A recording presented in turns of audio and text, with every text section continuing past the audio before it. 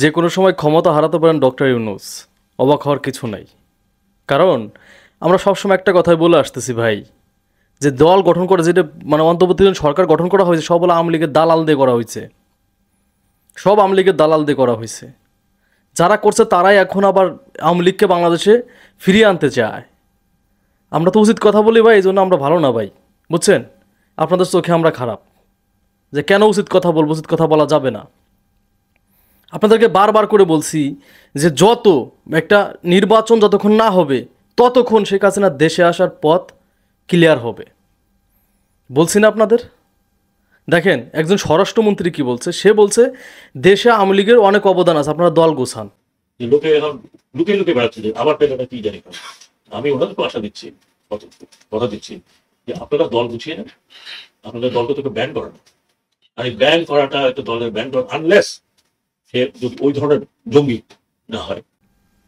পিনাকি দাদার শেয়ার করছে দেখছেন, পিনাকি দাদার পেজে।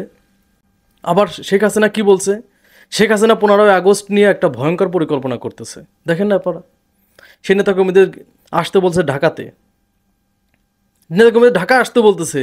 আমরা বারবার করে বলছি ভাই, একটা অরাজনৈতিক দল, একটা অরাজনৈতিক সরকার কখনো দেশ চালাইতে পারে না। যতক্ষণ এই অরাজনৈতিক সরকার থাকবে ততক্ষণ এই আওয়ামী লীগের চেলা ফেলা এইগুলা মাথা চাড়াতে উঠবে আর শেখ হাসিনার দেশে আনার পথ ক্লিয়ার করবে। কারণ দলের ভিতরিত যেই সরকার গঠন হয়েছে এটার ভিতরিত আওয়ামী লীগের দালাল।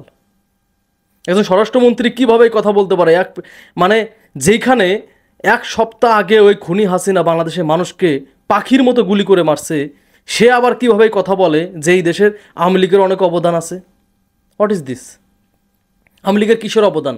আওয়ামী লীগ মানুষ মারছে, আওয়ামী লীগ গণতন্ত্রকে হত্যা করছে, এটা তার অবদান আওয়ামী লীগের? হ্যাঁ, এখন তো আপনারা দিবেন গালি ভাই, যে দেশ সব অবদান হলো কার? শিক্ষার্থীদের।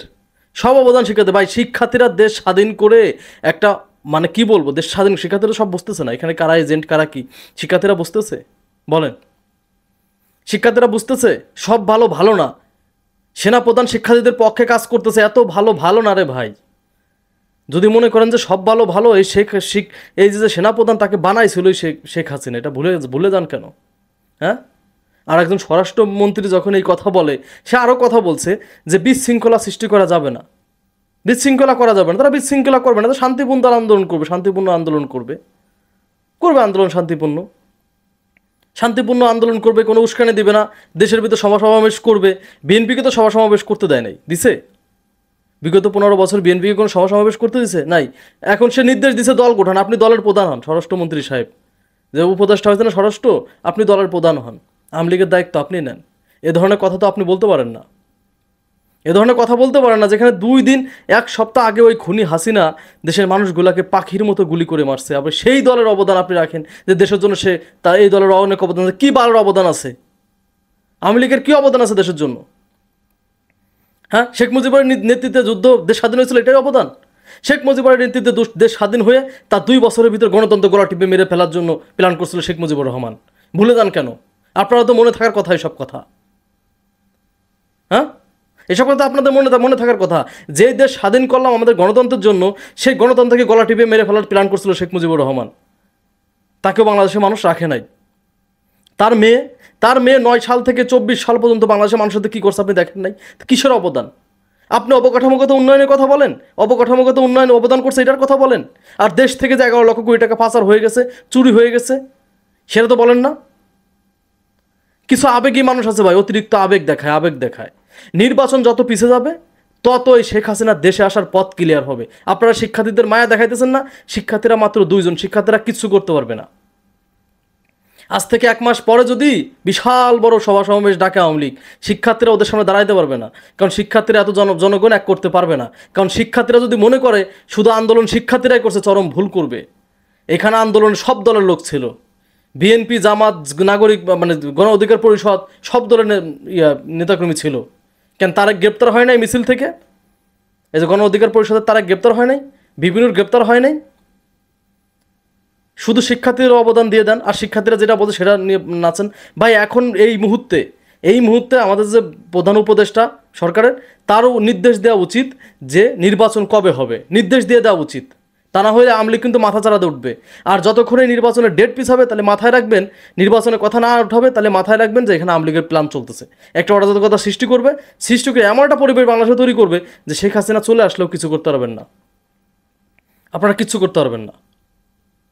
যদিও আওয়ামী লীগের জন্য কঠিন হবে, কারণ আওয়ামী লীগের নেতাকর্মী দেশে নাই, তারপরেও ভাই কোনো কিছুকে তুচ্ছ করা ঠিক না, মাথায় রাখবেন। গণজোয়ারের সামনে কোনো কিছু টিকে থাকে না। আজকে যদি লক্ষ লক্ষ লোক ঢাকায় চলে আসে, এই যে হিন্দুরা যে প্ল্যান করতেছে, হিন্দুদের প্ল্যানে এগোচ্ছে আওয়ামী লীগ, হিন্দুদের সাথে মিশে গেছে।